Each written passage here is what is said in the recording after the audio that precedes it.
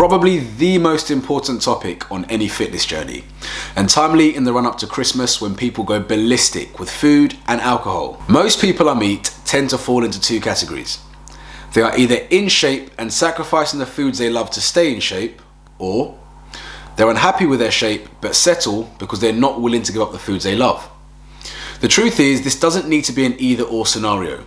There is a sweet spot somewhere in the middle, which if you can master will allow you to stop dieting, get in shape, but more importantly, stay in shape. Now I want to start by saying this concept of balance is not something that came easily to me at all. It's something I had to develop. By nature, I'm an all or nothing character, which has its benefits in that I'm driven and tend to meet the goals I set myself because I become obsessed with them.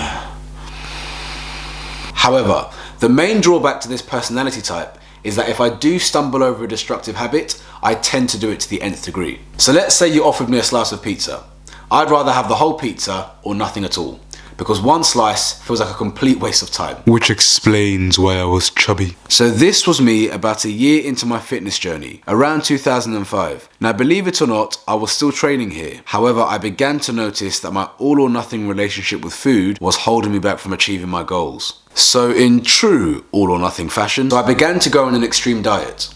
Not in the typical sense, I wouldn't starve myself or do keto or anything like that, but I'd only ever eat clean whole foods.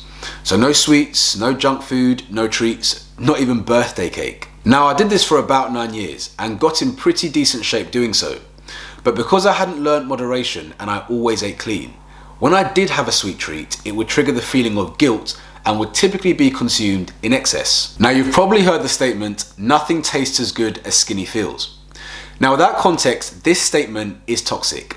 Try saying that to somebody with an eating disorder. Pretty sure they'll punch you in the face. Now I've been training myself for around 16 years, but I'd say it took around 10 of those years to learn the principles of balance and moderation. But once I mastered these principles, I was able to take my physique to a whole new level, enjoying food and enjoying social events. But more importantly, I was also able to transform the physiques of many others. Why? Because if you don't feel like you're on a diet, you're gonna stick to it. And if you stick to it, you're gonna get results. And this became my ethos for my business: sustainability. Anyone can learn balance and anyone can learn moderation, but it does take some people more time. A few tips to help you on your journey. Number 1, learn to view instances where you consume your favorite food as an opportunity to learn moderation. Going back to my pizza example, if every time I had my favorite pizza I had to smash the whole thing, it means I wouldn't be able to enjoy pizza without sabotaging my fitness goals. Just because you enjoy it doesn't mean you need to destroy it. Number 2, think about the goals you want to achieve and fit said foods within your weekly calorie averages. And number 3, make fitness a lifestyle rather than something you do. This will prevent you having 2 wardrobes throughout the year and going through various weight fluctuations. So many of my clients, friends and family fear Christmas because there's this idea that you can't enjoy yourself without going all out. So I'm going to put a slightly different spin on things.